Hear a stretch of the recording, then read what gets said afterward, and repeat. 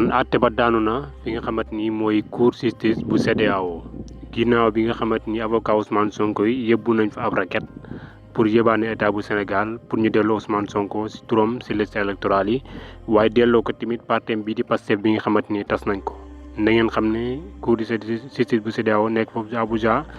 àtte na mbir mi jox na dëgg ki nga xamante ni mooy état bu Sénégal ndax nag parti bii di Pastef cour de justice bu CEDEAO bi daal dinay dëggal li nga xamante ni mooy tas gi nee na tas état bu Sénégal tas gi nga xamante ni tas na ko parti bii di Pastef fi mu ko teg nag fu baax la fu wóor la moo tax mu daal di si ànd moom tamit. la sa topp nag mooy delloo Ousmane Sonko sa liste ya maanaam radiation bi nga xamante ne woon nañ ko si liste électorale yi ñu delloowaat ko ci ki nga xamante ni mooy ko si cour de justice bu CEDEAO bi nag loole nag moom dèjà daal di noter maanaam àddu ca li ñu mel. kon nag ñuy xaar beneen àtte bi nga xamante ni moo war a juddoo fii nga xamante ni mooy Sénégal di cour suprême ñu xaar àtte boobu ba xam ndax moom fan lay mujjee. kon laaj bi rek mooy Aïssata Tall Sall mi nga xamante ni waxoon na fi ne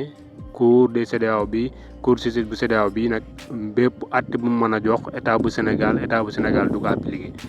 ñuy laaj nag ndax nag parti bi nga xamante ni moo di Pastef ginnaaw bi nga xamante ni cour de justice bu CEDEAO joxe na ndigal joxe na ndogal ne ànd na si tas googee ndax nag état bu Sénégal da koy dëggal da koy appliqué wala déet.